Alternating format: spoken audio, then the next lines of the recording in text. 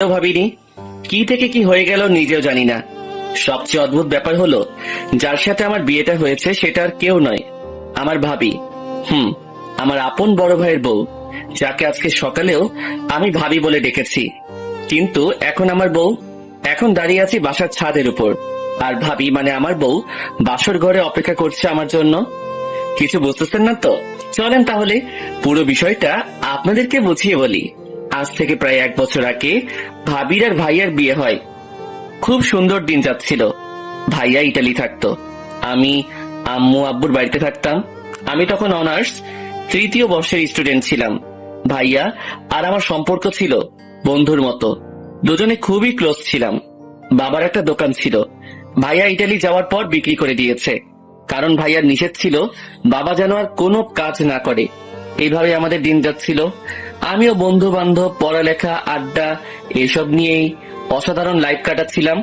একটা ঝড় এসে আমাদের এই সুখী লাইফটাকে তছনছ করে দিয়েছে। ভাইয়া বিদেশ থেকে বাড়িতে আসলো। আমরা ভাইয়ার জন্য মেয়ে দেখতে শুরু করে দিলাম। যদিও ভাইয়া বিয়ের জন্য রেডি ছিল না, তবুও আব্বু আম্মুর জোড়াজড়িতে রাজি হয়ে গেল। অনেকগুলো মেয়ে দেখার পর একটা মেয়েকে ভাইয়ার জন্য আমরা পছন্দ করি। মেয়েটা দেখতে অসাধারণ, প্রথম দেখায় যে কারো পছন্দ হয়ে যাবে।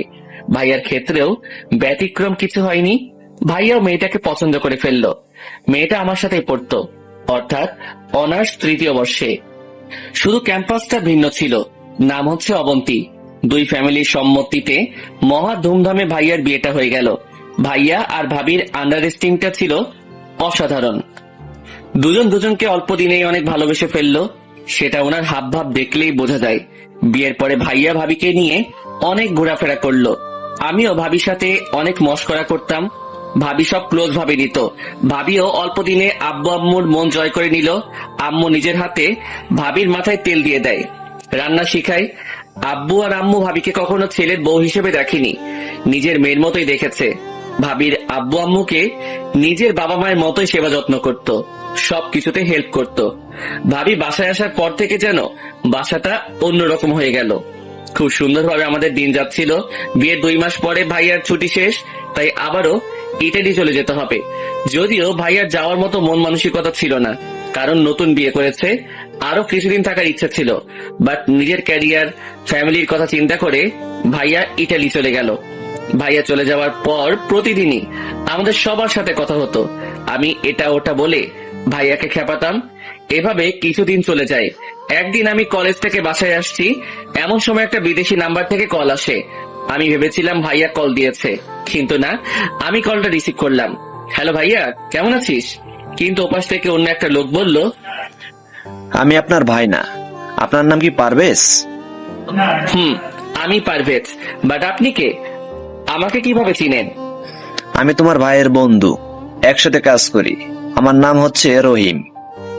ও আচ্ছা, তো ভাইয়া কেমন আছে? কি ব্যাপার, চুপ করে আছেন কেন? ভাইয়া কেমন আছে? তোমার ভাই?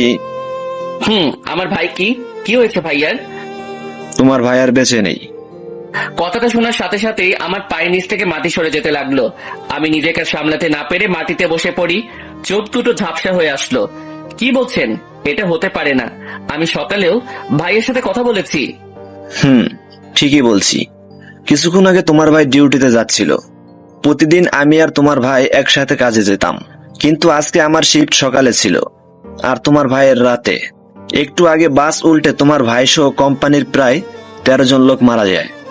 বাকিদের অবস্থা খুব একটা ভালো না। না, আমার বিশ্বাস হয় না। আপনি ভালো করে দেখেন, আমার ভাইয়ের কিছু হয়নি। 2 দিনের মধ্যে লাশ দেশে পাঠিয়ে দেওয়া হবে। এ কথা বলেই রহিম ভাই কলটা কেটে দিল।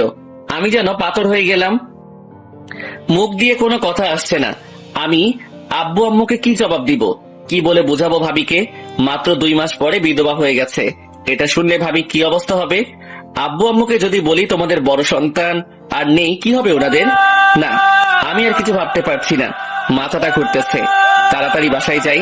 একটা রিক্সা নিয়ে তাড়াতাড়ি বাসায় চলে গেলাম। কলিং বেল দেওয়ার একটু পর ভাবি এসে দরজা খুলে দেয়।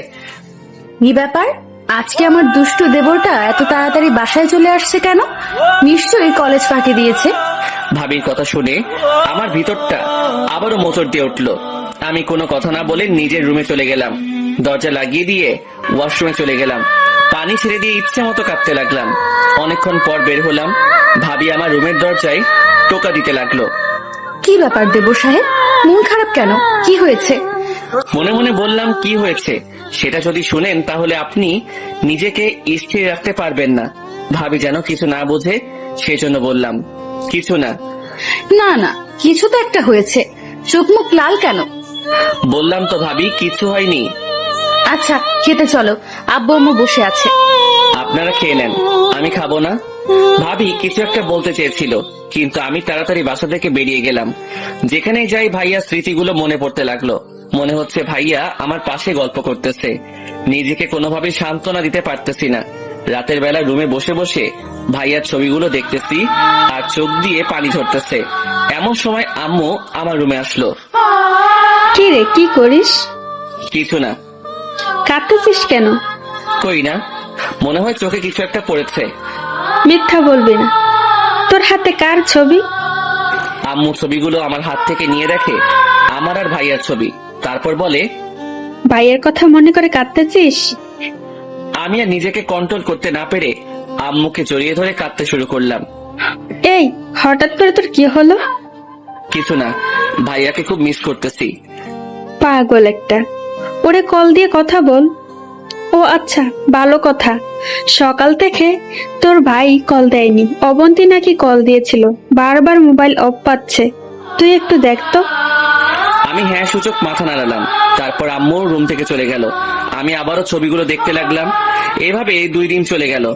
আম্মু আব্বু ভাবি সবাই অনেক টেনশন করতেছে। ভাইয়ার কোনো খবর নাই। আমি জেনেও ওনাদের কিছু বলতে পারছি না। পরের দিন একটা অচেনা নাম্বার থেকে কল আসে। হ্যালো। আপনার নাম কি পারভেজ? জি, আপনি কে? আমি কাস্টম থেকে বলছি। আপনার ভাইয়ের লাশ এসেছে, এসে নিয়ে যান।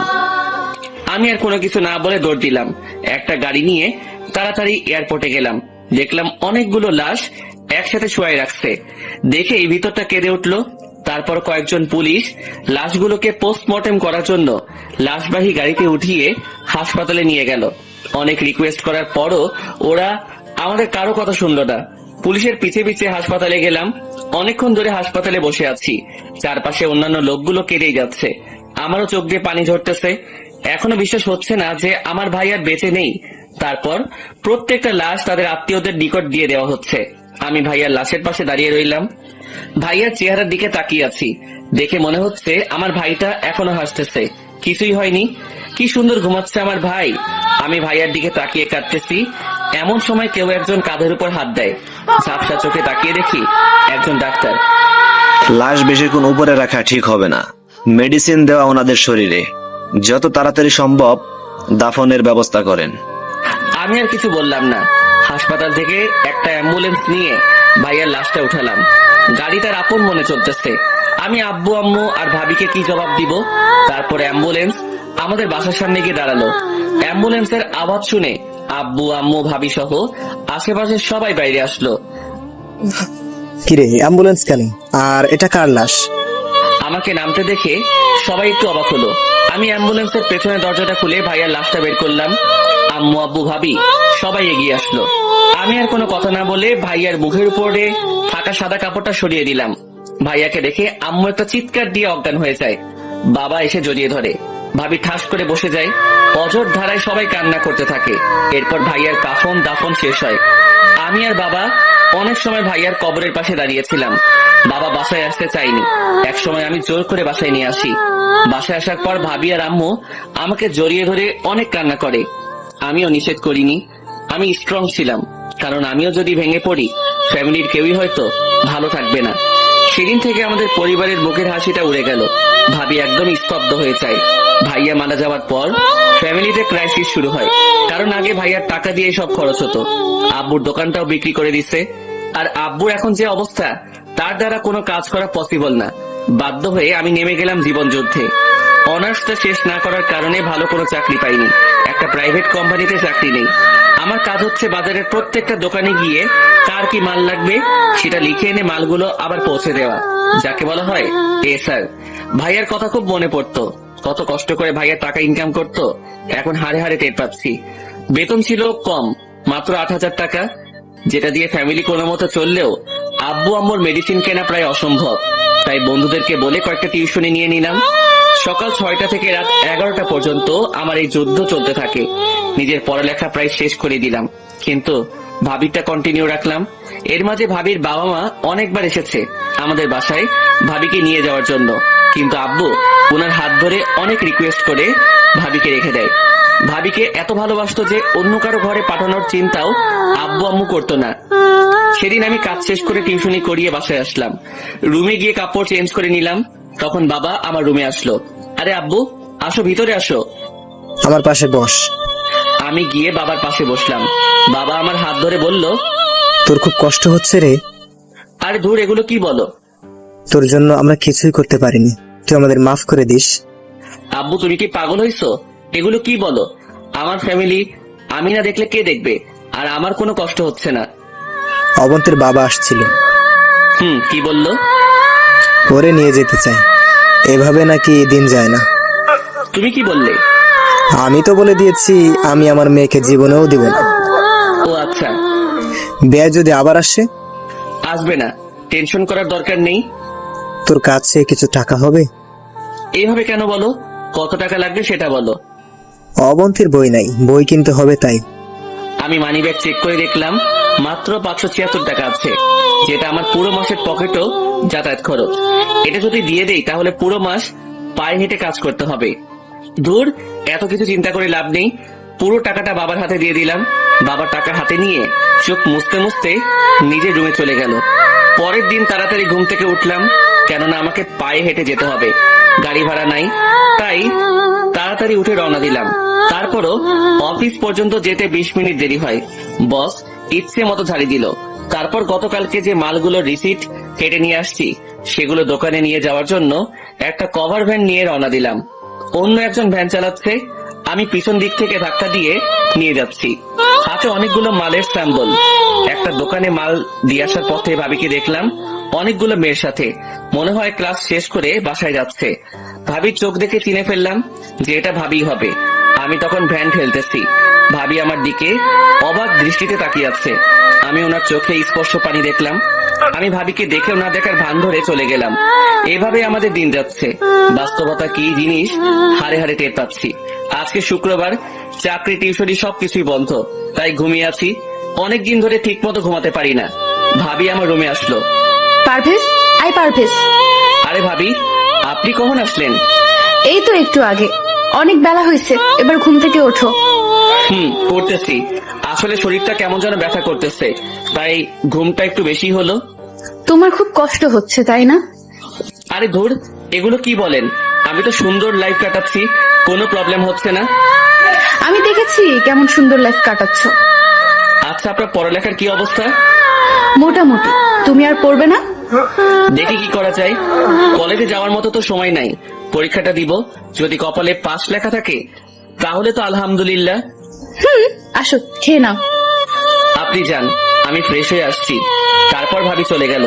আমি ফ্রেশ হয়ে নাস্তা করে নিলাম। এইভাবে আমাদের দিন যাচ্ছিল। এমন একটা লাইফ কাটাচ্ছি যেটাতে নিজের স্বাধীনতা বলে কিচ্ছু নাই। পরিবারের দিকে তাকিয়ে হাসি মুখে সব ত্যাগ করতে হয়। একদিন খেয়াল করে দেখলাম মায়ের শাড়িগুলো সব পুরাতন হয়ে গেছে। ভাবিও প্রতিদিন একটা ড্রেস গায়ে দিয়ে কলেজে যায়। বাবারও পাঞ্জাবি গুলোতে ময়লা জমে গেছে। ভাবির মোবাইলটা হাত থেকে পড়ে ভেঙে যায়। এরপর আর মোবাইল নেয়নি। তারপর লজ্জায় আর আমাদের কাউকে বলেনি। সবকিছু মিলিয়ে সবারই অবস্থা খারাপ। নিজের শখের জিনিসগুলো বিক্রি করে দিলাম। আমার কম্পিউটার, গিটার, হাতের ঘড়ি এবং শখের মোবাইলটাও বিক্রি করে দিলাম সবার অজান্তে। তারপর আব্বু আম্মু আর ভাবিকে নিয়ে শপিং এ গেলাম। আব্বুর জন্য কয়েকটা লুঙ্গি, পাঞ্জাবি আর গেঞ্জি নিয়ে নিলাম। আম্মুর জন্য শাড়ি, ছায়া, ব্লাউজ আরো টুকটাক জিনিস নিলাম। ভাবিকে ওনার পছন্দ মতো নিতে বললাম। উনি কয়েকটা 3 পিস, জুতা, কিছু কসমেটিক্স নিল। আম্মু বলল, তোর জন্য কিছু নিবি না? না, আমার সব আছে। তারপর ওনাদের বাইরে দাঁড় করিয়ে রেখে আমি একটা মোবাইলের দোকানে গেলাম। আমার জন্য একটা নর্মাল মোবাইল নিলাম আর ভাবির জন্য একটা স্মার্টফোন নিলাম। তারপর ওনাদেরকে নিয়ে বাসায় চলে আসলাম। রাতের বেলা সবাই আমার রুমে আসলো। কি ব্যাপার, সবাই একসাথে? কেন আসতে পারি না?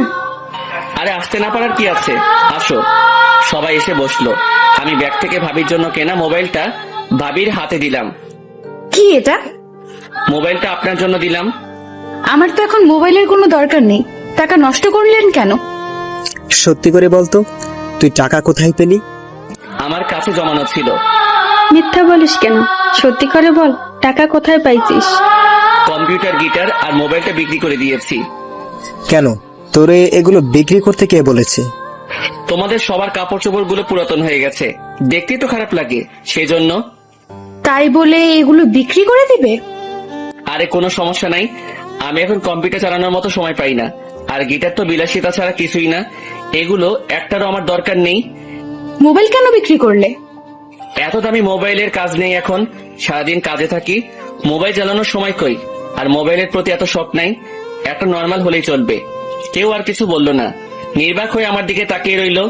সবার চোখে যে পানি চলে আসছে সেটা আমি ভালো করে দেখছি। কিছুদিন পর আমি শুয়ে আছি, সকাল 10টার মতো বাজে। সোফার রুমে চিল্লাচিল্লি শুনে তাড়াতাড়ি সেখানে গেলাম, গিয়ে দেখি তালই মানে ভাবির বাবা আর মা এসেছে। আমি গিয়ে সালাম দিলাম, কুশল বিনিময় করে বাজারে গেলাম বাজার আনতে, কারণ মেহমান আসছে, ভালো মন্দ কিছু না হলে খারাপ দেখা যায়। আমি বাজার থেকে কিছু বাজার করে নিয়ে আসলাম, তারপর রান্নাঘরে দিয়ে আসলাম। ভাবি আর মা রান্না করতেছে, আমি গিয়ে ওনাদের সাথে কিছুক্ষণ গল্প করলাম। দুপুরবেলা খাওয়া দাওয়া করে সবাই সোফার রুমে বসলাম। আমি বসিনি, আব্বু আম্মু আর ভাবির বাবা মা সবাই বসছে, মনে হয় কিছু বলবে। ভাবি দরজার পাশে ঘোমটা দিয়ে দাঁড়িয়ে আছে। কিছুক্ষণ পরই ভাবির আব্বু মানে আঙ্কেল বলল, দেখেন বিআই সাহেব, যে জন্য আমরা আসছিলাম, জি বিআই বলুন। আমার মেয়েটার বয়স খুব একটা বেশি না, এই বয়সে সে বিধবা হয়ে যাবে কল্পনাও করিনি। যাই হোক, আল্লাহ যা পছন্দ হয়েছে তাই করেছে। আমার মেয়েটা মাত্র 2 মাস জামাইয়ের সাথে ছিল, তারপর কি হলো সেটা তো জানেন। এখন কথা হচ্ছে, ওর তো একটা ভবিষ্যৎ আছে, এভাবে তো আর তার জীবন চলবে না। তো এখন কি করতে পারি? আপনাদের কিছু করতে হবে না, আমাদের মেয়েকে আমরা নিয়ে যাব, ওর অন্য জায়গায় বিয়ে দিয়ে দেব।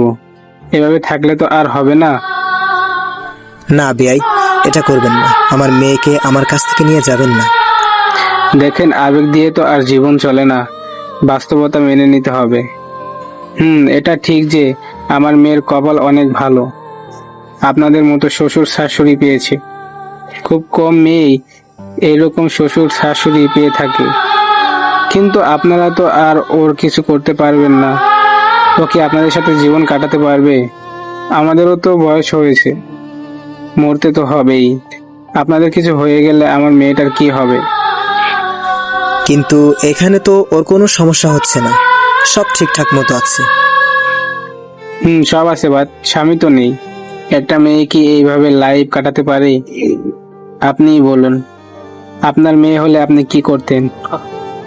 আমি জানি আপনি অবন্তীকে অনেক ভালোবাসেন, নিজের মতোই দেখেন, কিন্তু অবন্তীকে আমরা আর এখানে থাকতে দিতে পারি না। অন্ততপক্ষে ওর বাবা হিসেবে এটা আমার দায়িত্ব। আমার মেয়ে আমার কাছেই থাকবে, আমি আমার মেয়েকে যেতে দেব না। আপনি এসব কি বলছেন? আমার এক ছেলে হয়তো আমাদের ছেড়ে চলে গেছে, কিন্তু আরেকজন তো আছে। আপনি না অবন্তীকে বাইরে বিয়ে দিতে চেয়েছেন, বাইরে দেওয়ার দরকার নেই, আমার ছোট ছেলের সাথেই ওর বিয়ে দেব। এবার তো আর বলতে পারবেন না যে আপনার মেয়ে বিধবা, ওর স্বামী নাই, এগুলো তো আর বলতে পারবেন না। আমি বাবার কথা শুনে চোখ বড় বড় করে ওনার দিকে তাকালাম। এটা কেমনে হয়? এখন আমি অবন্তীকে ভাবি বলে ডাকি, আর সে নাকি আমার না, এটা কিছুতেই সম্ভব না। আমার মাথা ঘুরতেছে। হঠাৎ করে বাবা আমার দুহাত চেপে ধরে বলে, প্লিজ বাবা, তুই না করিস না, তুই অবন্তীকে বিয়ে কর আর মেয়েকে আমার কাছে থাকতে দে। প্লিজ বাবা, আমার অনুরোধটা রাখ, না হলে যে আমি মরেও শান্তি পাবো না। পারবেজ, বাবা আমার প্লিজ না করিস না। আমি বাবার হাত ধরে হ্যাঁ সূচক মাথা নাড়ালাম। ভাবির দিকে তাকিয়ে দেখি উনি চোখ মুছতে মুছতে রুমে চলে গেল। ভাবির আম্মু বলল, বিয়াই, আপনি মানুষ না ফেরেশতা। একটা মানুষ এত ভালো হয় কেমনে? আমি নিজেও জীবনে আমার মেয়ের জন্য এত কিছু করিনি যেটা আপনি করলেন। আচ্ছা বিআই মশাই, বিয়েটা আজকেই হয়ে যাক, আমি কাজেই ডেকে নিয়ে আসি। আচ্ছা ঠিক আছে, আমি আমার ছেলেকে আর ছেলের বউকে আসতে বলি, আর অবন্তীকে বাইরে নিয়ে গিয়ে সাজিয়ে আনার জন্য বলবো। আচ্ছা, আমি বাজারে গেলাম। কোন রকম অনুষ্ঠান ছাড়াই বিয়েটা হয়ে গেল। ভাবিকে আজকে একটু অন্যরকম সুন্দর লাগছে। প্রথম বিয়ের চেয়েও বেশি। শুধু একটা জিনিসের অভাব, সেটা হচ্ছে মুখের হাসিটা। ভাইয়ার সাথে যখন বিয়ে হয়েছিল তখন ভাবির মুখে খুব সুন্দর হাসি ছিল। আজকে সব আছে, সেটাই নেই। হয়তো এমন কিছু হয়ে যাবে কল্পনাও করেনি। ছোটবেলা থেকে আমার অনেক ইচ্ছা ছিল খুব সুন্দর করে বিয়ের অনুষ্ঠান করব, ভালো একটা চাকরি পাওয়ার পর বিয়েটা করব। কিন্তু সবকিছু তো সবার কপালে থাকে না, আমার কপালেও হয়তো নেই। আকাশের দিকে তাকিয়ে ভাবছি জীবনে এমন একটা সময় আসবে আমি স্বপ্নেও ভাবিনি। ভাবিকে বিয়ে করতে হবে, তাও নিজের অজান্তে। এসব ভাবতে ভাবতে কখন যে চোখে পানি চলে আসলো টেরই পাইনি। কেউ একজন পেছন থেকে কাঁধের উপর হাত দেয়। তাকিয়ে দেখি বাবা। আব্বু তুমি এখনো ঘুমাওনি?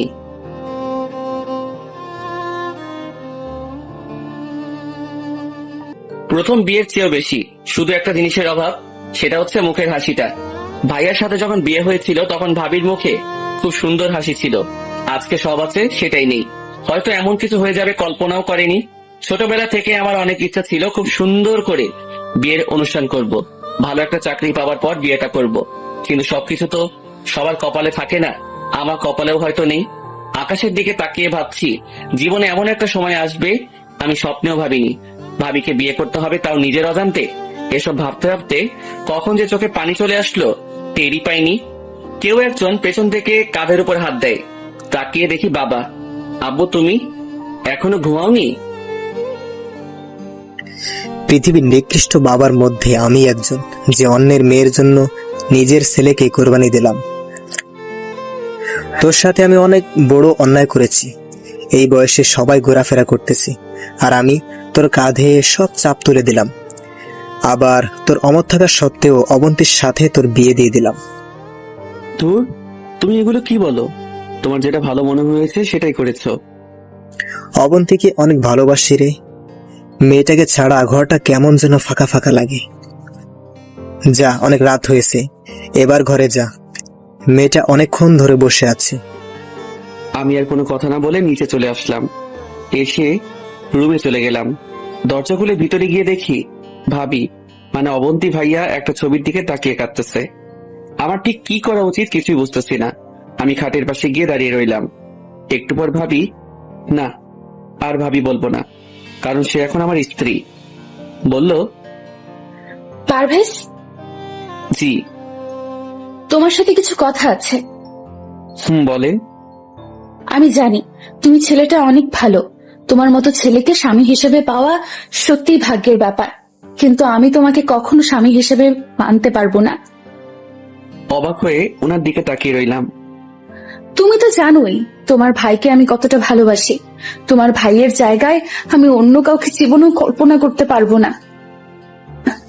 যেদিন প্রথম বউ সেজে তোমাদের বাসায় এসেছিলাম তখনই ওয়াদা করেছি তোমার ভাইকে ছাড়া জীবনে আর কারো দিকে তাকাবো না। আমার থেকে তোমার ভাই আমাকে বেশি ভালোবাসতো। কতটা ভালোবাসতো সেটা হয়তো কল্পনাও করা যাবে না। তুমি হয়তো আমাকে প্রশ্ন করতে পারো, আমি যদি অন্য কাউকে স্বামী হিসেবে না মানতে পারি তাহলে তোমাকে কেন বিয়ে করলাম? হ্যাঁ, এটার উত্তরও দিয়ে দিচ্ছি। তোমার সাথে বিয়ে না হলে অন্য কোথাও ঠিকই বাবা মা আমাকে বিয়ে দিয়ে দিত, কিন্তু আমি এখানে আব্বু আম্মু আর তোমার কাছ থেকে যে ভালোবাসা আদর যত্ন পেয়েছি অন্য কোথাও সেটা নাও পেতে পারি। আমার মনের অবস্থাটা তোমরা একটু হলেও বুঝবে, বাট অন্যরা বুঝবে না। জানো পারভেজ, আমি হচ্ছে পৃথিবীর সবচেয়ে বড় অভাগা। সুখ ঠিকই আসলো, কিন্তু কপালে লেখা ছিল না। তুমি আমাকে মাফ করে দিও। তোমার সুন্দর জীবনটা আমি নষ্ট করে দিলাম। জানো, আমার অনেক ইচ্ছা ছিল তোমার জন্য খুব সুন্দর একটা মেয়ে দেখব, তারপর তোমার সাথে বিয়ে দেব। আমরা যা হিসেবে নয়, বোন হিসেবে থাকতাম। একবার চিন্তা করো কত সুন্দর হতো আমাদের ফ্যামিলিটা। তুমি প্লিজ আমাকে মাফ করে দিও। আমি তোমাকে স্বামী হিসেবে মানতে পারছি না। অনেক রাত হয়েছে, ঘুমিয়ে পড়ুন। এটুকু বলেই বারান্দায় চলে গেলাম। এমন কিছু হবে আমি জীবনেও কল্পনা করিনি। আমি ভাবছি অন্য কোথাও অবন্তীর বিয়ে হয়ে গেলে সে সুখে থাকবে না। সবকিছু মানিয়ে নিতে একটু সময় লাগবে। আমার সাথে বিয়ে হয়ে গেলে হয়তো অবন্তীর কোনো আফসোস থাকতো না। কিন্তু কি ভাবলাম আর কি হয়ে গেল। আসলে সবকিছু সবার কপালে থাকে না। আমার কপালে যে এত খারাপ হবে আমি কখনো ভাবিনি। কত সুখেই না ছিলাম আমি, কিন্তু আজ সুখের চিহ্ন নাই। মনে মনে বাবার উপর রাগ হচ্ছে। ওনার আবেগ রাখতে গিয়ে আমার জীবনটাই শেষ। ভাইয়ার কথা খুব মনে পড়তেছে। আমি রুম থেকে বেরিয়ে গেলাম, ভাইয়ার কবরের কাছে যাব। ঘড়িতে দেখলাম 12টা বাজে। আমি কাউকে কিছু না বলে বাসা থেকে বেরিয়ে গেলাম। বাইরে খুব সুন্দর চাঁদের আলো। একা একা হাঁটতেছি। কিছুক্ষণ পর ভাইয়ার কবরের কাছে গেলাম। কবরের বেড়াটা ধরে তাকিয়ে রইলাম কবরের দিকে। ভাইয়া আর আমার স্মৃতিগুলো মনে পড়তে লাগলো। নিজেই বলতে শুরু করলাম, ভাইয়া কেমন আছিস? তোর কি সময় হবে একটু কথা বলতাম? জানিস, তুই যে আমার মাথার উপর ছায়ার মতো ছিলি, এখন হাড়ে হাড়ে টের পাচ্ছি। যখন যেটা চেয়েছি সেটাই তুই আমাকে দিয়েছিস, কিন্তু দেখ আমি কি হতভাগা। তোর জন্য কিছুই করতে পারলাম না। তুই যখন ফ্যামিলি চালাইছিস, রাজার মতো চলেছি আমরা। অথচ দেখ আমি কিভাবে চালাচ্ছি। এক বেলা খেলে পরের বেলা না খেয়ে থাকতে হয়। বাবা মাকে আমি সুখে রাখতে পারছি না। জানিস ভাই, এখনো আমি কোনো জিনিস কিনলে তোর জন্য কিনে রাখি। আমি যেখানে যাই না কেন, সব সময় যেন মনে হয় তুই আমার পাশেই আছিস। ভাই, তোর মনে আছে তুই যেদিন বাইক কিনেছিলি, চাবিটা আমার হাতে দিয়ে দিলি আর বললি বাইকটা আজ থেকে তোর। তুই আমার জন্য অনেক স্যাক্রিফাইস করেছিস, কিন্তু দেখ আমি কত বড় হারামি। তোর জন্য তো কখনো স্যাক্রিফাইস করিনি, বরং তোর বউটাকে নিজের বউ করে নিয়েছি। ভাই বিশ্বাস কর, আমি অনন্তীকে বউ হিসেবে কল্পনাও করিনি। তোর যাতে মনে কষ্ট না যায় সেজন্য আমি কখনো অবন্তীর দিকে খারাপ নজরেও তাকাইনি। তুই সবসময় আমাকে বলতি অবন্তীকে দেখে রাখতে, কিন্তু দেখ আমি কত বড় বেঈমান। দেখে রাখার নাম করে আমি নিজে ওরে বিয়ে করে ফেলেছি। ভাই, এই ভাই, আর একবার আমাদের মাঝে আয়। আমি যে আর পারছি না, মা বাবাকেও কিছু বুঝতে দিতেছি না, কারণ আমি যদি ভেঙে পড়ি তাহলে ওদের কি হবে। ভাই, আমি তোর সাথে অনেক বড় অন্যায় করেছি, তুই আমাকে মাফ করে দিস। আর কোনো কথা মুখ দিয়ে আসছে না, বারবার ভাইয়ার চেহারাটা চোখে ভাসতেছে। আরো কিছুক্ষণ কবরের পাশে থেকে বাসার দিকে হাঁটা দিলাম। ভাবতে লাগলাম আমি হয়তো একমাত্র ব্যক্তি যে বাসরাতে নিজের বউয়ের সাথে না থেকে একটা কবরস্থানের মধ্যে রাত কাটিয়ে দিল।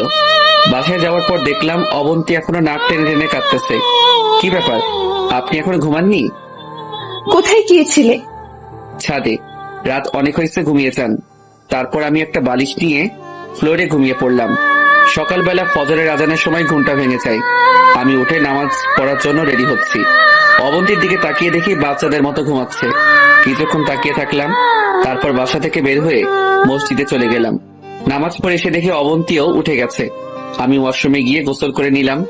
কাজে চলে যেতে হবে, পকেটে কোনো টাকা নেই, তাই হেঁটেই যেতে হবে।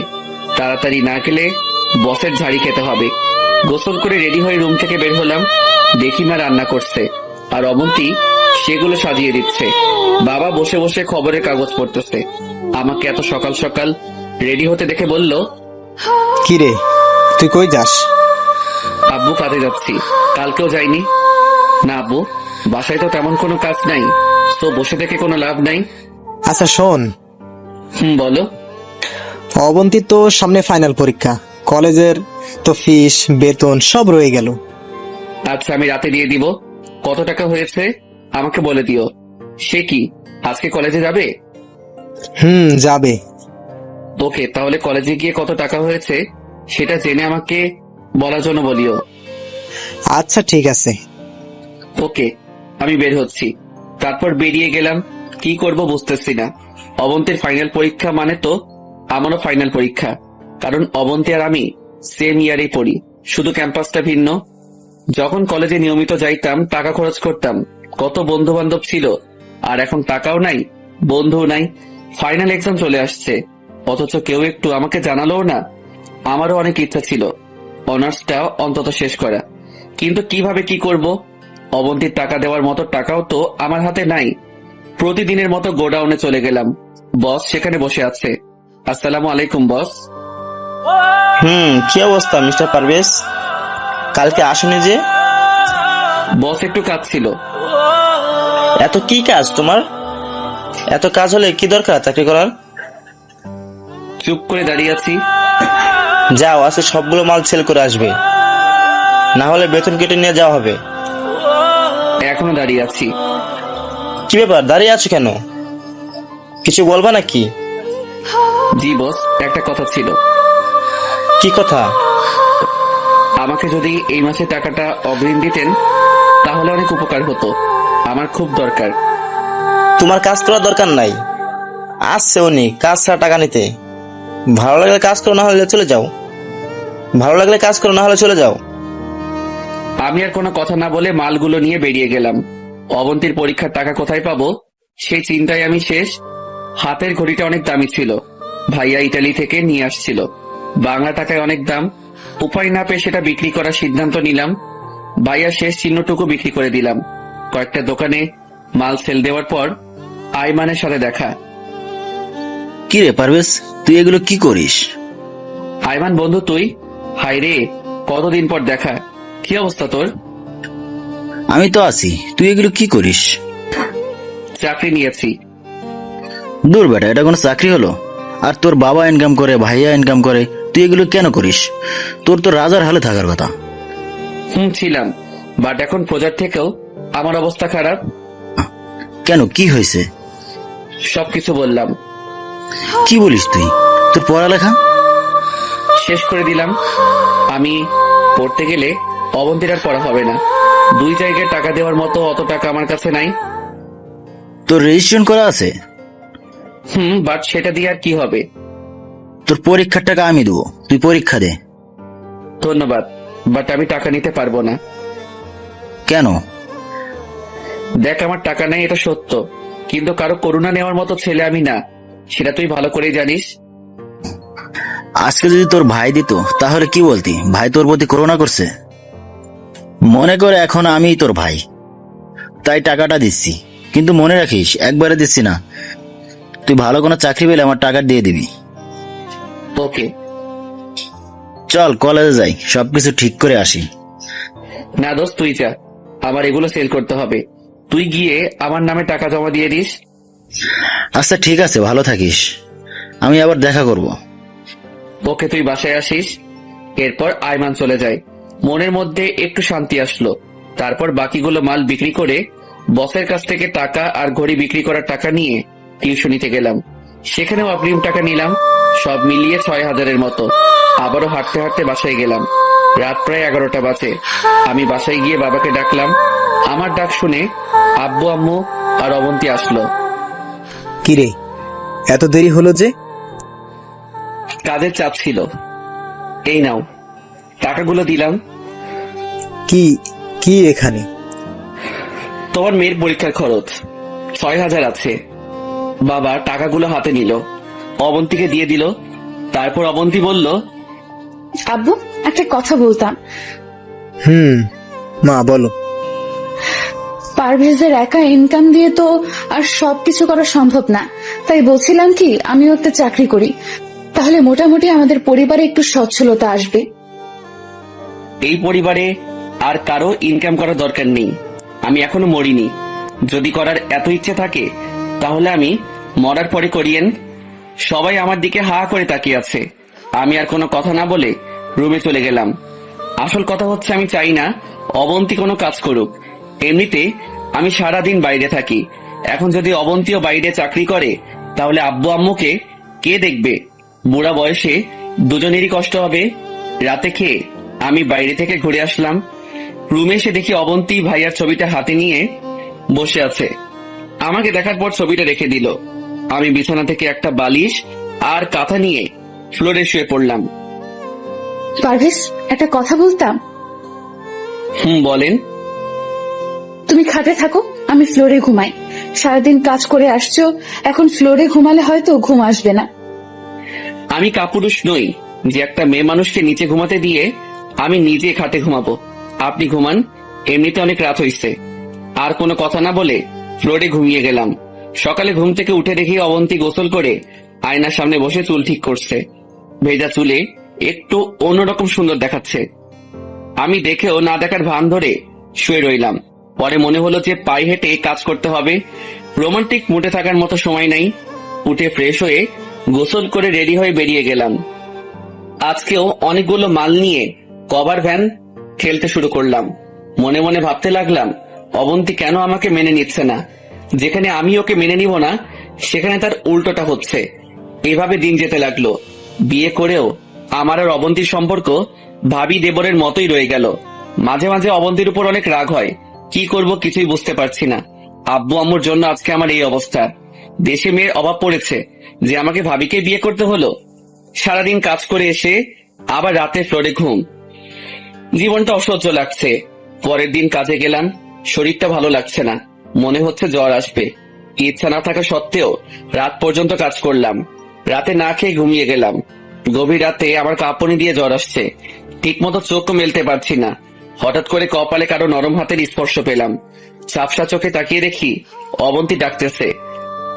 পারভেজ, এই কি হয়েছে তোমার? এরকম করছো কেন? আমার অবস্থা এতই খারাপ যে ওর সাথে কথা বলার মতো শক্তিও আমার নেই। অবন্তী আমাকে উঠিয়ে খাটে শুইয়ে দিল। তারপর সারা রাত মাথায় পানি ঢাললো। আর কি কি করছে কিছুই মনে নেই। জ্বরের ঘোরে কোনো কিছু অনুভব করতে পারিনি। সকালবেলা অবন্তীর ডাকে ঘুম ভাঙলো। তাকিয়ে দেখি আব্বু আম্মু সবাই বসে আছে। অবন্তী নাস্তা হাতে দাঁড়িয়ে আছে। তারপর নিজের হাতে খাইয়ে দিয়ে মেডিসিন খাইয়ে দিল। এখন কেমন লাগছে? ভালো, তোমরা খেয়েছো?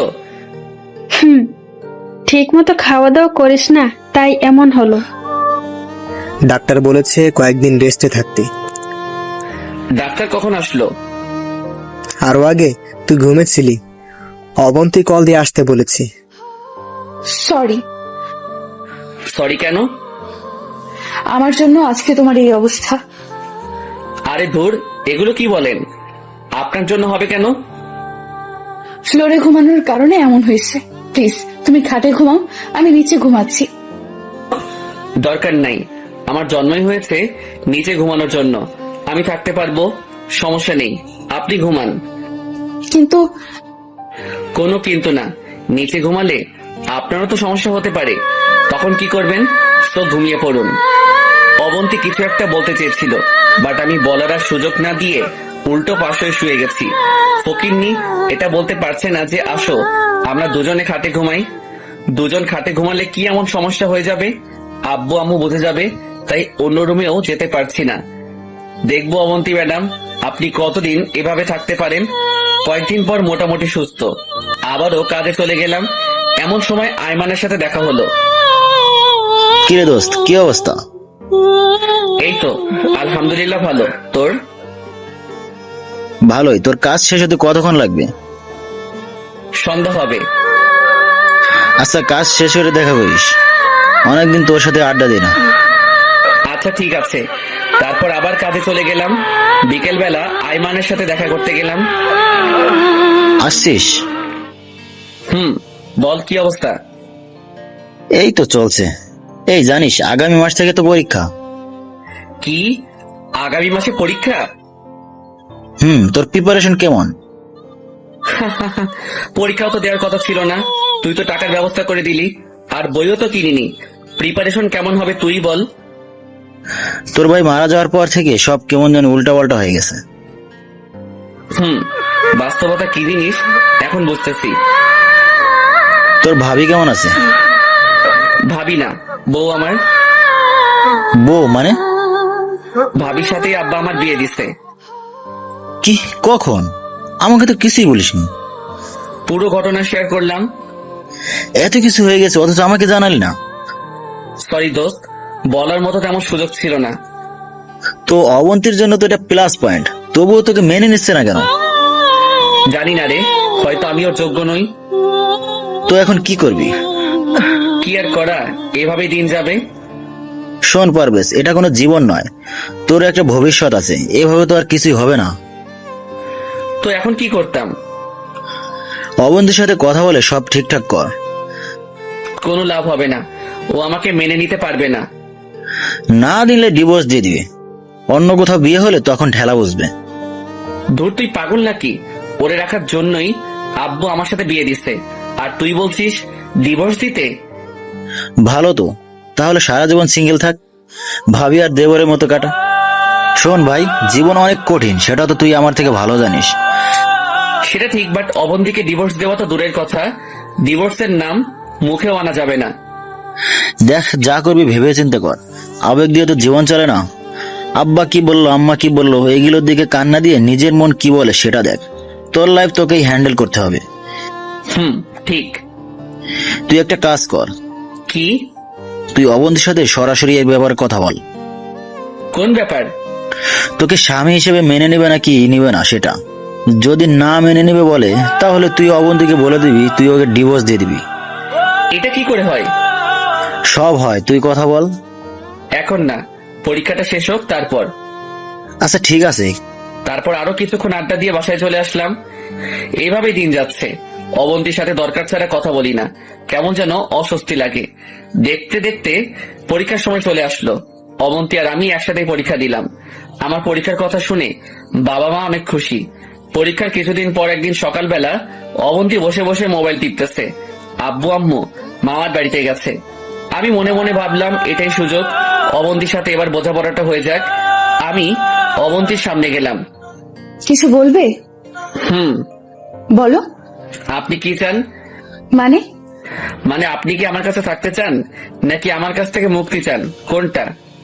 পারভেজ, তোমার মাথা ঠিক আছে? এগুলো কি বলছো? আপনি উত্তর দেন। এখানে থাকতে কি আপনার কোনো সমস্যা হচ্ছে? না।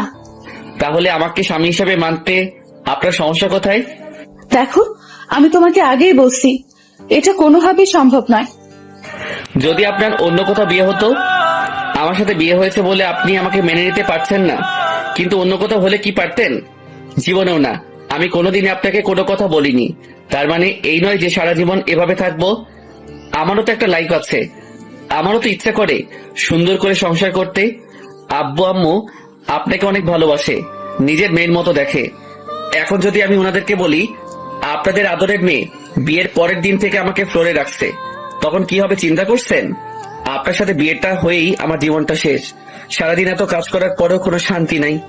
আপনার সামনে দুটো রাস্তা খোলা আছে, হয় আপনি আমাকে মুক্তি দেন, না হয় আমি আপনাকে। পুরোটা বলার আগে অবন্তী আমার দিকে তাকিয়ে কাঁদতে শুরু করলো। আর কোনো কথা না বলে সে রুমে চলে গেল। ঠাস করে দরজাটা লাগিয়ে দিল। আমি সোফায় গিয়ে বসে রইলাম। একটু পর দেখি সে ব্যাগপত্র গুছিয়ে চলে যাচ্ছে। থামাতে গিয়েও থামাইনি। যাক, তাতে আমার কি? এসব আবেগ দিয়ে তো আর জীবন চলে না। আমি তো ওরে জোর করে বিয়ে করিনি। আমাকে যদি এতই অপছন্দ করতো তাহলে বিয়ের দিন বলে দিলেই পারতো। সারাদিন বাসায় কাটিয়ে দিলাম, বাবা মাও নেই। বাসাটা কেমন খালি খালি লাগছে। বিকেলবেলা বাসা থেকে বের হয়ে দেখি আয়মান, আমার বিয়ে হয়েছে বলে আপনি আমাকে মেনে নিতে পারছেন না, কিন্তু অন্য কোথাও হলে কি পারতেন? জীবনেও না। আমি কোনোদিনই আপনাকে কোনো কথা বলিনি। তার মানে এই নয় যে সারা জীবন এভাবে থাকবো। আমারও তো একটা লাইফ আছে, আমারও তো ইচ্ছা করে সুন্দর করে সংসার করতে। আব্বু আম্মু আপনাকে অনেক ভালোবাসে, নিজের মেয়ের মতো দেখে। এখন যদি আমি ওনাদেরকে বলি আপনাদের আদরের মেয়ে বিয়ের পরের দিন থেকে আমাকে ফ্লোরে রাখছে, তখন কি হবে চিন্তা করছেন? আপনার সাথে বিয়েটা হয়েই আমার জীবনটা শেষ। সারাদিন এত কাজ করার পরেও কোনো শান্তি নাই। আপনার সামনে দুটো রাস্তা খোলা আছে, হয় আপনি আমাকে মুক্তি দেন, না হয় আমি আপনাকে। পুরোটা বলার আগে অবন্তী আমার দিকে তাকিয়ে কাঁদতে শুরু করলো। আর কোনো কথা না বলে সে রুমে চলে গেল। ঠাস করে দরজাটা লাগিয়ে দিল। আমি সোফায় গিয়ে বসে রইলাম। একটু পর দেখি সে ব্যাগপত্র গুছিয়ে চলে যাচ্ছে। থামাতে গিয়েও থামাইনি। যাক, তাতে আমার কি? এসব আবেগ দিয়ে তো আর জীবন চলে না। আমি তো ওরে জোর করে বিয়ে করিনি। আমাকে যদি এতই অপছন্দ করতো তাহলে বিয়ের দিন বলে দিলেই পারতো। সারাদিন বাসায় কাটিয়ে দিলাম, বাবা মাও নেই। বাসাটা কেমন খালি খালি লাগছে। বিকেলবেলা বাসা থেকে বের হয়ে দেখি আয়মান আমাদের বাসার সামনে বসে আছে। কি রে, তুই এখানে? কেন আসতে পারি না? আরে ধুর, সেটা না। এই সময় তুই তো এদিকে আসিস না, সেই জন্য জিজ্ঞেস করলাম। তোকে অনেকবার কল দিতেছিলাম, মোবাইল অফ দেখাচ্ছে, তাই চলে আসলাম। আচ্ছা, ভিতরে আয়। তারপর আয়মানকে নিয়ে আবার বাসায় গেলাম। কি রে, কাউকে দেখছি না যে? আব্বু আম্মু মামার বাসায় গেছে, আসতে রাত হবে। আর তোর বউ? ও ওর বাপের বাড়িতে চলে গেছে। কেন? আমার সাথে ঝগড়া করে। তুই আবার কি করলি? পুরো ঘটনা শেয়ার করলাম। তো এখন কি সিদ্ধান্ত নিলি? অবন্তীকে রাখবি নাকি ডিভোর্স দিয়ে দিবি? এখনো কিছু চিন্তা করিনি। যেটা ভালো মনে হয় সেটাই কর। আরো কিছুক্ষণ আড্ডা দিয়ে আইমান চলে গেল। মাগরিবের পরে নামাজ পড়ে আর বাসায় আসিনি। ভাইয়ার কবরের কাছে গেলাম। কবরের পাশে বসে নিজে নিজেই বলতে শুরু করলাম, ভাইয়া কেমন আছিস? তোর এই অকৃতজ্ঞ ভাইটা তোর বউকে সুখে রাখতে পারছে না রে। তুমি আমাকে মাফ করে দিস ভাই। আমি কি করব বল? এত অল্প টাকা, ভেতরে ফ্যামিলি চালাতেও আমার অবস্থা খারাপ হয়ে যাচ্ছে। তুই জানিস ভাই, আমি সকালবেলা কখন নাস্তা করেছি ভুলে গেছি। শুক্রবার ছাড়া দুপুরবেলা আমার পেটে ভাত পড়ে না, শুধু পানি আর এক টুকরো পাউরুটি ছাড়া। জানিস ভাই, আমি 2টা শার্ট দিয়ে পুরো বছরটা কাটিয়ে দিয়েছি। নিজের স্বাদ ইচ্ছা সব বিসর্জন দিয়ে দিয়েছি। নিজের কম্পিউটার, মোবাইল, ঘড়ি সব বিক্রি করে দিয়েছি ওদের মুখে হাসি ফোটানোর জন্য।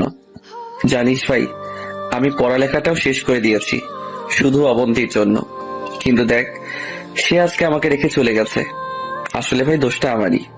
আমি ওদের কাউকে ঠিক মতো সুখে রাখতে পারছি না। কি করব বল? সারাদিন এত কাজ করে বাসায় এসে আমার ফ্লোরে থাকতে ইচ্ছা করে না। আমারও ইচ্ছা করে অন্তত রাতের বেলা কেউ একজন আমার সাথে ভালো ব্যবহার করুক, ঠিকভাবে আমার যত্ন নিক। কিন্তু দেখ, কপালটা এতই খারাপ যে এই সামান্য চাওয়াটুকু আল্লাহ কপালে রাখলো না। ভাই তুই আমাকে মাফ করে দিস। আমি কাউকে সুখে রাখতে পারছি না রে ভাই। আর কিছু বলতে পারলাম না। ভাইয়ার স্মৃতিগুলো চোখের সামনে ভাসতে লাগলো। আরো কিছুক্ষণ ভাইয়ার পাশে থেকে কবর জিয়ারত করে বাসায় চলে গেলাম। দেখলাম তালা আগে থেকেই খোলা, তার মানে আব্বু আম্মু এসে গেছে। দরজাও খোলা। দেখলাম আব্বু আম্মু চোখ মুখ লাল করে বসে আছে। আব্বু কখন আসছো? তার আগে বল, আমার মেয়ে কোথায়? মাথা নিচু করে দাঁড়িয়ে আছি। কি হলো, কোনো কথা বলছিস না যে? ওর বাবার বাড়িতে গেছে। অনেকদিন নাকি ওর আম্মুকে দেখেনি। বাবার বাড়ি গেছে নাকি তুই পাঠিয়েছিস? অবন্তী আমাদের সবকিছু বলেছে, যা মেয়েটাকে নিয়ে আয়। আরে আজব, আমি কেন পাঠাবো? ও নিজেই গেছে। নিয়ে আসবো মানে? এখন রাত হয়ে গেছে, আর সে যখন নিজে থেকে গেছে আবার নিজে থেকেই আসবে। এত কথা কেন বলিস? আর বিয়ের পর থেকে তো তুই ওই বাড়িতে যাসনি, এখন যা। এখন গেলে আসবো কখন? তোকে কি একবারও বলছি এখন চলে আসতে? যা এখন, যখন ভালো লাগবে তখন আসবি, পারলে 2 দিন থেকে আয়। আমি ওখানে 2 দিন থাকি, আর এইদিকে আমার চাকরিটা চলে যাক। হইছে, যা এখন। কি আর করার। রেডি হয়ে অবন্তীদের বাসার দিকে রওনা দিলাম। রাত 9টার সময় ওদের বাসায় গিয়ে পৌঁছালাম। কলিং বেল দিলাম। প্রায় 5 মিনিট পর অবন্তীর মা মানে শাশুড়ি এসে দরজা খুলে দিল। আসসালামু আলাইকুম। আরে বাবা তুমি, আসো আসো, ভিতরে আসো। ভিতরে গেলাম। শ্বশুরও বেরিয়ে আসলো। সালাম দিলাম, আরো কিছুক্ষণ কথা বললাম। তারপর উনি বলল, অবন্তী রুমে আছে, তুমি যাও। আমি ওর রুমের কাছে গেলাম। দেখলাম অনেকগুলো মেয়ের সাথে বসে বসে হাসছে। ভাইয়া মারা যাওয়ার পর এই প্রথম অবন্তীকে এইভাবে হাসতে দেখছি। এই মুহূর্তে আমার রুমে যাওয়া উচিত হবে কিনা ভাবতেছি। রুমের বাইরে দাঁড়িয়ে রইলাম। কেউ একজন আমাকে দেখে ফেলেছে মনে হয়। তারপর দুলাভাই দুলাভাই বলে ডাকতে শুরু করলো। ভিতরে গেলাম, দেখে অবন্তী আর ওর কয়েকটা কাজিন বসে বসে গল্প করছে। সবার সাথে পরিচিত হওয়ার পর এক এক করে সবাই চলে গেল। তারপর আমি গিয়ে সোফায় বসলাম। কেউ কোনো কথা বলছি না। নীরবতা ভেঙে অবন্তী বলল, কেন আসছো? আব্বু আম্মু আপনাকে নিয়ে যেতে বলেছে। তারা বলছে সেজন্য এসেছো, নিজে থেকে আসোনি? চুপ করে রইলাম। আমি তো তোমাকে প্যারা দিই, আমি না থাকলে তুমি ভালোই থাকবে। সরি, আসলে সকালবেলা আমার মাথা ঠিক ছিল না, তাই ভুলভাল বলে ফেলছি। সরি, আমি যেতে পারবো না। কেন? এমনিতেই তুমি অনেক কিছু করেছো, আর দরকার নেই। আমি কিছু বলতে যাব, এমন সময় অবন্তীর আম্মু এসে খাবার জন্য ডেকে গেল। অবন্তী তখন বলল, খেতে আসুন। আর কোনো কথা না বলে খেতে চলে গেলাম। বাহ, অল্প সময়ের মধ্যে এত আইটেম। জামাই আদর আসলে অনেক মজার, কিন্তু আমার মনের মধ্যে অন্য চিন্তা ঘুরতেছে। খাওয়া দাওয়া শেষ করে আবার রুমে চলে গেলাম। আমি গিয়ে খাটের উপর বসলাম। অনেকক্ষণ পর অবন্তী আসলো। আমি উঠে সোফায় চলে গেলাম। তুমি খাটে ঘুমাও, আর আপনি? আমি সোফায় ঘুমাবো। দরকার নেই, আপনি খাটে ঘুমান।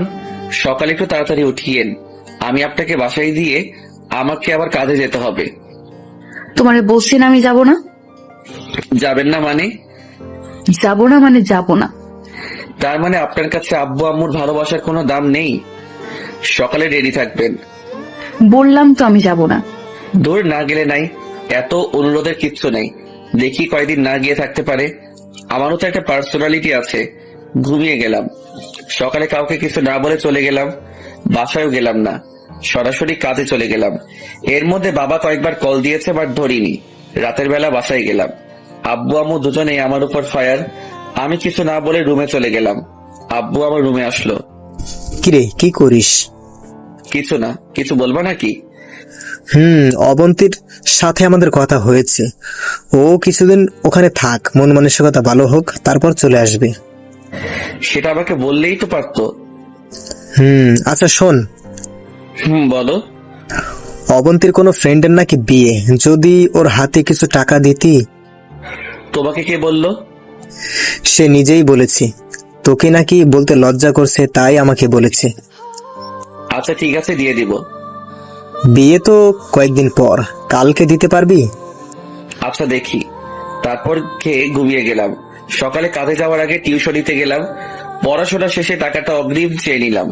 টাকাটা নিয়ে আবার কাজে চলে গেলাম।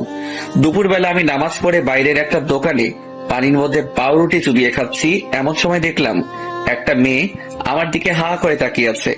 ভালো করে খেয়াল করে দেখলাম এটা অবন্তী। তার কয়েকটা ফ্রেন্ডের সাথে কোথাও যাচ্ছে মনে হয়, বাসের জন্যই অপেক্ষা করছে। আমি দেখেও না দেখার ভান করে কভার ভ্যান চালককে তাড়াতাড়ি এখান থেকে চলে যাওয়ার জন্য বললাম। সে ভ্যান চালাচ্ছে আর আমি পিছন থেকে ঠেলতেছি। রাতের বেলা বাসায় আসলাম, দরজায় টোকা দেওয়ার একটু পরেই দরজা খুলে দেয়। তাকিয়ে দেখি এটা অবন্তী। রীতিমতো একটা টাস্কি খেলাম। কি ব্যাপার, অবন্তীকে আমি নিয়ে আসতে গেলাম, আসলো না, কিন্তু এখন নিজে থেকে এসে হাজির। অবশ্য ভালোই হয়েছে, সে কোনো কথা না বলে চলে গেল। আমি দরজা লাগিয়ে রুমে গেলাম। ফ্রেশ হয়ে এসে সবাই মিলে খেতে বসলাম।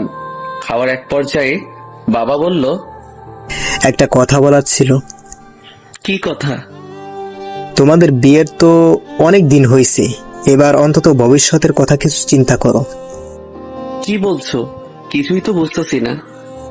বাসাটা খালি খালি লাগে, আমাদেরও তো ইচ্ছা করে নাতি নাতনির সাথে খেলতে।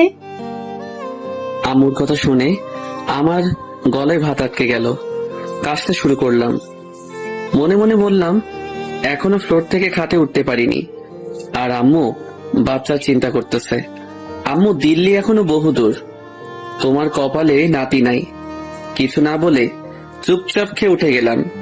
রুমে গিয়ে বসে আছি। একটু পর অবন্তী আসলো, আমার দিকে তাকিয়ে রইল।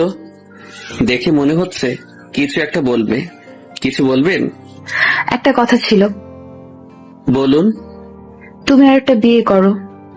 কি বিয়ে করব মানে? আপনার মাথা ঠিক আছে? মাথা একদম ঠিক আছে। আব্বু আম্মু ঠিকই বলেছে, বাসাটা কেমন খালি খালি লাগে। ওনাদের জন্য হলেও বিয়েটা করো। বিয়ে করে লাভ কি হবে? তোমারও মনের আশা পূরণ হলো, আর ওনাদেরও নাতি নাতনি আসলো। শুনেন, বিয়েটা কোনো ছেলে খেলা নয় যে বললেই বিয়ে করে ফেলবো। বিয়ে মানুষের লাইফে একবারই হয়, বুঝলেন? কিন্তু আমার লাইফে তো একাধিক, সেটাকে কি বলবে? শুনেন, এটা একটা অ্যাক্সিডেন্ট। আপনি তো আর ইচ্ছা করে করেননি, পরিস্থিতির শিকার। আর আমি মনে করি আপনার লাইফে দ্বিতীয় বিয়ে হয়নি। হয়নি মানে কি বলছো? জি, আমি ঠিকই বলছি। বিয়ের পর থেকে আপনার আর আমার সম্পর্ক সে দেবর ভাবির মতোই রয়ে গেল। না আছে কোনো আন্ডারস্ট্যান্ডিং, না আছে শেয়ারিং, আর না আছে কেয়ারিং। আগে তো একটু হলেও হেসে হেসে কথা বলতেন, কিন্তু বিয়ের পর থেকে তো সেটাও নাই। আমি তো আব্বু আম্মুর জন্য বলতেছি। আম্মুর জাস্ট ইচ্ছা হয়েছে যে যদি একটা নাতি থাকতো তাহলে খেলতে পারতো। তার মানে এই নয় যে ইচ্ছাটা পূরণ করার জন্য আমাকে আবার বিয়ে করতে হবে। আমারও তো অনেক ইচ্ছা ছিল, ভালোভাবে পড়ালেখাটা শেষ করে ভালো একটা চাকরি করব, মহা ধুমধামে বিয়ে করব, ভাইয়া আর আমি মিলে অনেক সুন্দর একটা বাড়ি করব, প্রতিদিন ভালো মন্দ খাবো। কিন্তু ইচ্ছা কি পূরণ হয়েছে? হয়নি। কারণ একজন মানুষের সবগুলো ইচ্ছা পূরণ হয় না। পড়ালেখা শেষ করা তো দূরের কথা, পরীক্ষাটাও অন্যের সহযোগিতায় দিয়েছি। আর ভালো চাকরি, সেটা তো এখন করতেছি। এই যে ভ্যান গাড়ি ঠেলতেছি, এর থেকে ভালো চাকরি আর কি হতে পারে? ভালো খাবার, সেটা তো প্রতিদিনই খাচ্ছি, পানিতে পাউরুটি চুবিয়ে খাইতেছি, এর থেকে ভালো খাবার আর কি হতে পারে? আর বিয়ে, সেটার কথা নাইবা বলি, এমন বিয়ে করেছি, ধুমধাম তো দূরের কথা, যাদের সাথে বড় হয়েছি, পড়ালেখা করেছি, সেই বন্ধুগুলারেও এখনো বলতে পারিনি। যেখানে মানুষ বিয়ের পরে সুখী হয়, ভালোভাবে থাকে, সেখানে আমি খাট ছেড়ে ফ্লোরে ঘুমাই। তো একজন মানুষের সবগুলো ইচ্ছা পূরণ হয় না। আম্মু আব্বুরটা হয়তো হবে না। আপনি যে বললেন আমাকে আবার বিয়ে করতে, কোন মেয়ে আমার কাছে বিয়ে বসবে? কোন বাপ তার মেয়েকে আমার হাতে তুলে দিবে? কি আছে আমার? না আছে পড়ালেখা, না আছে টাকা পয়সা, আর না আছে ভালো কোনো চাকরি। কিছুই নেই আমার। তারপর যদি শুনে আমি আরো এক বিয়ে করেছি, সেখানে আমাকে মেয়ে তো দূরের কথা, ঝাড়ুর বাড়ি ছাড়া কিছুই দিবে না। আপনি বলছেন বিয়ে করার জন্য। বিয়ে করে খাওয়াবো কি? যে টাকা পাই সেটা দিয়ে নিজেও তো চলতে পারি না। এক বেলা খেলে অন্য বেলা না খেয়ে থাকি। প্রতিদিন হেঁটে হেঁটে কাজে যাই। দুপুরে যেখানে সবাই লাঞ্চ করে, সেখানে আমি পানিতে পাউরুটি চুবিয়ে খাই। তো এগুলো বাদ দেন। আমার দিকে তাকিয়ে আছে, চোখের কোণে স্পষ্ট পানি দেখা যাচ্ছে। এটা ঠিক যে আমি আপনার আর আব্বু আম্মুর সবগুলো চাওয়া পূরণ করতে পারছি না। যা যা দরকার সেগুলো দিতে পারছি না। কিন্তু কি করব বলেন? আমিও অনেক চেষ্টা করতেছি, কিছুই হচ্ছে না। হয়তো একদিন সব হবে। তো এসব আদাইরা কথা বাদ দিয়ে অন্য কথা থাকলে বলুন। তুমি ঘুমাও, অনেক রাত হয়েছে। আপনার বান্ধবীর বিয়ে কখন? আগামী সপ্তাহে। ওকে, আমি আব্বুর কাছে 5,000 টাকা দিব।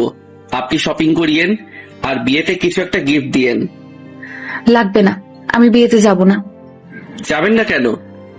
তুমি এত টাকা দিয়ে দিলে ঘর চলবে কেমনে? সেটা আপনার না জানলেও চলবে। এখন ঘুমান। আর কিছু না বলে ঘুমিয়ে গেলাম।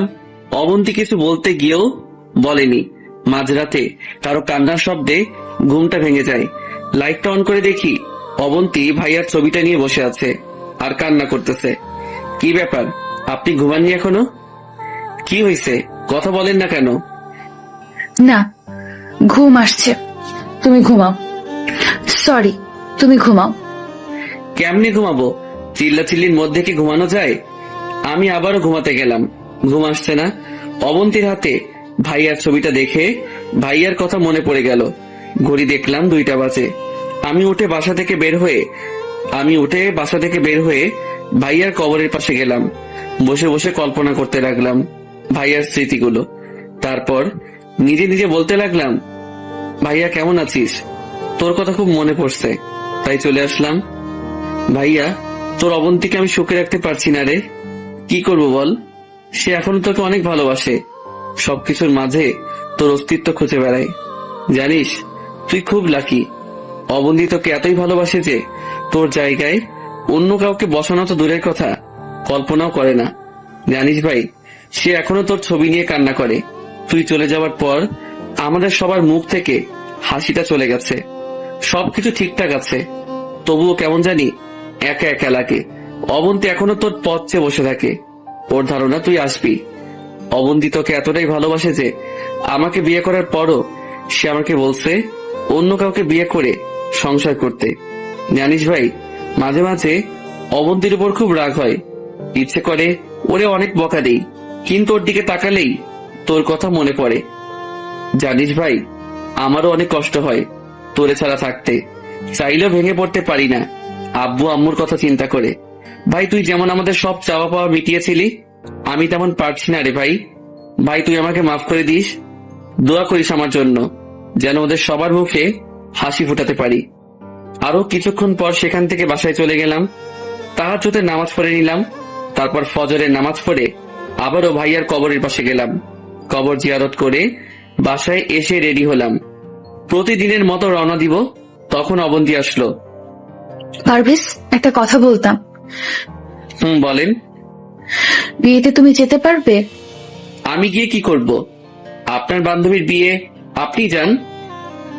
আমার অন্য বান্ধবীরা সবাই ওদের হাজবেন্ডকে সাথে নিয়ে যাবে। সমস্যা কি? আপনি একা যাবেন? প্লিজ না করো না। আমার কাজ আছে, আপনি নিজে চলে যাবেন। তুমি না গেলে আমিও যাব না।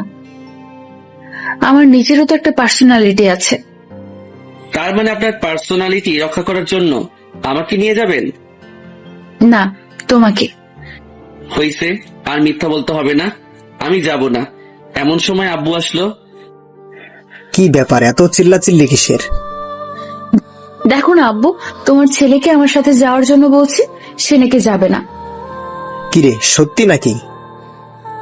আব্বু, আমার কথাটা শোনো। কোনো কথা শোনার দরকার নেই, তুই বিয়েতে যাবি, এটাই ফাইনাল। কিছু বলতে গিয়েও পারলাম না, সোজা বাসা থেকে বের হয়ে কাজে চলে গেলাম। রাস্তায় আইমানের সাথে দেখা হলো। কি রে পারভেজ, দোস্ত কি অবস্থা? আছি, তোর কি খবর? সব ঠিকঠাক। কয়েকদিন পর তো রেজাল্ট দিবে। কোন দিবে জানিস? মনে হয় 5 তারিখ। তুই জানিস না? না, তোর কাছেই শুনলাম। আগের মতো অনলাইনে থাকি না, তেমন কোনো নিউজ জানা নেই। আচ্ছা শোন, তোর জন্য একটা সুখবর আছে। কি? একটা কোম্পানিতে কয়েকজন সুপারভাইজার নিয়োগ দিবে, স্নাতক কমপ্লিট করা লাগবে। তোর রেজাল্ট ভালো আসলে তুই আবেদন করিস। থ্যাঙ্কস দোস্ত। অবন্তী এসেছে? এসেছে। তুই নিয়ে আসছিস নাকি নিজেই থেকে এসেছে? ও নিজে থেকে এসেছে। আমি যখন ওর বাবার বাড়িতে গিয়েছিলাম ওরে আনতে, তখন আসিনি। গতকাল নিজে থেকে এসেছে। তুই এখন কি সিদ্ধান্ত নিলি, ডিভোর্স দিবি? জানি না, তবে আমার মনে হচ্ছে অবন্তী ঠিকই আমাকে মেনে নিবে, কিন্তু একটু সময় লাগবে। ভাইয়ার স্মৃতি থেকে আমি নিজেই এখনো বের হতে পারিনি, আর অবন্তী এত তাড়াতাড়ি বের হতে না পারাটাই স্বাভাবিক। তাহলে তো ভালোই। আচ্ছা দোস্ত, তুই থাক, আমার দেরি হয়ে যাচ্ছে। পরে বস আর আমি ঝাড়ি দিবে। আচ্ছা ঠিক আছে, যা। তারপর কাজে চলে গেলাম। রাতে আসার সময় বেতন নিয়ে আসলাম। বাসায় এসে ফ্রেশ হয়ে আব্বুর হাতে টাকাগুলো দিলাম। আব্বু অবন্তীকে ডেকে টাকাটা দিল। অবন্তী আব্বুকে বলল, আব্বু, একটা কথা বলতাম। মা বলো। আপনি একটু পারভেজকে বলে দেন যাতে কালকে আমার সাথে একটু শপিং এ যায়, আমি কিছু গিফট কিনবো। যাবে, সমস্যা কি? এই পারবেশ, কালকে ওর সাথে বের হইস। বাবা আমার কাজ আছে, আমি পারবো না। পারবি না কেন? আজকেই বেতন দিয়েছে, আর কালকে যদি কাজে না যাই, পরের দিন গেলে লাথি দিয়ে বের করে দিবে। তাহলে সন্ধ্যায় যাবি। তখন টিউশনি করানো লাগবে। আমি কিছু না বলে রুমে চলে গেলাম। পরের দিন কাজে গেলাম। সেখান থেকে এসে রেডি হয়ে অবন্তীকে নিয়ে বের হলাম। বিয়ের পর এই প্রথম অবন্তীকে নিয়ে বের হয়েছি। একটা রিক্সা নিয়ে যাচ্ছি। আমি একটু সরে বসে আছি। তোমার কি আমার পাশে বসতে অস্বস্তি লাগছে? না, কেন? তাহলে এদিক ওদিক চেপে বসছো কেন? আরো ক্লোজ ভাবে বসো। সমস্যা নেই, আমি ঠিক আছি। তারপর দুজনেই চুপ। নীরবতা ভেঙে অবন্তী বলল, পারভেজ, বলেন। তোমার কি মন খারাপ? না, কেন? গোমরা মুখ করে বসে আছো তাই। ও না, আমি ঠিক আছি। কথা বলতে বলতে শপিং মলের সামনে চলে আসলাম। অবন্তী অনেকগুলো গিফট দেখলো, তারপর একটা চয়েস করে ওটা কিনলো। এরপর একটা শাড়ির দোকানে গেল। আমাকে বলল শাড়ি পছন্দ করে দেওয়ার জন্য। দোকানের মধ্যে অনেক লোক, তাই কিছু না বলে নীল রঙের একটা শাড়ি পছন্দ করে দিলাম। ভাইয়ার সাথে যখন বিয়ে হয়েছিল তখন একদিন অবন্তী ওদের বাসায় যাওয়ার সময় একটা নীল শাড়ি পরেছিল। সেদিন অবন্তীকে অনেক সুন্দর দেখাচ্ছিল। সাথে ভাইয়া নীল পাঞ্জাবি পরেছিল। দুজনকে অনেক সুন্দর লাগছিল, তাই অবন্তীর জন্য নীল শাড়িটাই পছন্দ করে দিলাম। তারপর অবন্তী আমাকে বাইরে দাঁড়িয়ে রেখে কোথায় যেন গেছে। অনেকক্ষণ পর আসলো। কোথায় গিয়েছিলেন? ওয়াশরুমে।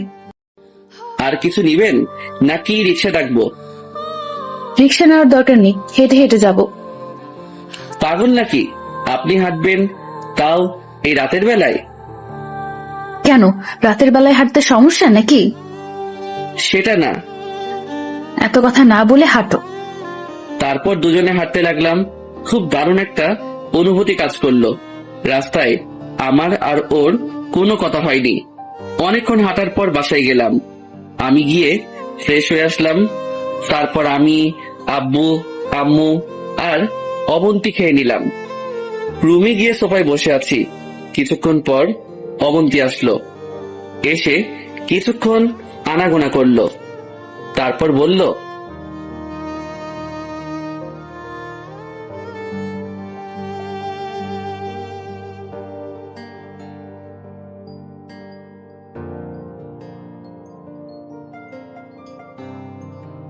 তারপর দুজনে হাঁটতে লাগলাম। খুব দারুণ একটা অনুভূতি কাজ করলো। রাস্তায় আমার আর ওর কোনো কথা হয়নি। অনেকক্ষণ হাঁটার পর বাসায় গেলাম। আমি গিয়ে ফ্রেশ হয়ে আসলাম। তারপর আমি, আব্বু, আম্মু আর অবন্তী খেয়ে নিলাম। রুমে গিয়ে সোফায় বসে আছি। কিছুক্ষণ পর অবন্তী আসলো। এসে কিছুক্ষণ আনাগোনা করলো, তারপর বলল, পারভেজ, একটা কথা বলতাম। বলেন। এই নাও, এটা তোমার জন্য। কি এটা? খুলে দেখো। আমি প্যাকেটটা খুললাম, দেখলাম একটা পাঞ্জাবি। অবাক হয়ে জিজ্ঞাসা করলাম, এটা কখন নিলেন? এত কিছু তোমার না জানলেও চলবে, হলুদের দিন তুমি এইটা গায়ে দিবে। হ্যাঁ সূচক মাথা নাড়ালাম। মনে থাকে যেন। আমি আবারও একটা বালিশ নিয়ে ফ্লোরে ঘুমিয়ে পড়লাম। মাঝরাতে কারো নরম হাতের স্পর্শে আমার ঘুম ভেঙে যায়। আমি জেগে গেলাম, কিন্তু না, জাগার ভান ধরে রাখলাম যাতে কেউ কিছু না বুঝতে পারে। আমি আস্তে আস্তে চোখ মেলে তাকিয়ে দেখি অবন্তী আমার পাশে বসে মাথায় হাত বুলাচ্ছে আর কান্না করতেছে। আমি বুঝেও না বুঝার ভান করে শুয়ে আছি। ভালোই লাগতেছে। বিয়ের পর এই প্রথম ওর স্পর্শ পেলাম। কিছুক্ষণ পর আমি চোখ বন্ধ করে বললাম, অনেক হয়েছে, এবার ঘুমিয়ে পড়ুন। অবন্তী আমার কথায় অবাক হয়ে যায়। তাড়াতাড়ি বসা থেকে উঠে খাটে চলে যায়। আমি ওপাশ হয়ে ঘুমিয়ে গেলাম। সকালবেলা রেডি হয়ে কাজে যাচ্ছি, এমন সময় আব্বু আর অবন্তী আমার সামনে পথ আটকে দাঁড়ালো। কিরে পারভেজ, কই যাস? কই আবার কাজে। কালকে তোকে কি বললাম? আমার বান্ধবীর বিয়ে যে, সে কথা বলিনি? মনে আছে। তাহলে কাজে কেন যাচ্ছিস? সারাদিন বাসায় থেকে কি করব? বিয়েতে যাব সন্ধ্যায়। সন্ধ্যায় গেলে খাবি কখন? আরে ধুর, আজকে বিয়ে না, আজকে গায়ে হলুদ, সো সন্ধ্যায় গেলে হবে। প্লিজ একটু তাড়াতাড়ি আসিও। আমি আর কিছু না বলে বেরিয়ে গেলাম। সারাদিন কাজ শেষ করে বিকেল বেলা বাসায় চলে আসলাম। এসে দেখি অবন্তী আগে থেকে রেডি। আমিও ফ্রেশ হয়ে রেডি হলাম। অবন্তী একটা ব্যাগে কাপড় চোপড় নিয়ে নিল। তারপর আব্বু আম্মুকে বলে বেরিয়ে গেলাম। একটা সিএনজি নিলাম। অনেকক্ষণ পর বিয়ে বাড়িতে গিয়ে পৌঁছালাম। চারপাশ খুব সুন্দর করে সাজানো। বাড়িতে গেলাম। অবন্তীকে দেখেই ওর ফ্রেন্ড জড়িয়ে ধরলো। তারপর আমার সাথে পরিচয় করিয়ে দিল। তারপর একটা রুম দেখিয়ে দিয়ে বলল সেখানে যেতে। আমি ওখানেই গিয়ে বসলাম।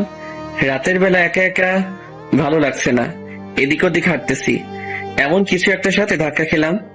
তাকিয়ে দেখি একটা মেয়ে আমার দিকে না তাকিয়ে বলতে লাগলো, ওই মিয়া, চোখে দেখেন না, দিলেন তো শাড়িটার 12টা বাজিয়ে। তারপর আমার দিকে তাকালো। আমি তো ওরে দেখিয়ে একটা টাস্কি খেলাম। এটা যে লিমা, আমার ক্লাসমেট। আমাকে দেখে বলতে লাগলো, আরে পারভেজ, তুই? কি রে তুই, কি অবস্থা তোর? আমি তো ভালোই আছি, তোর কি খবর?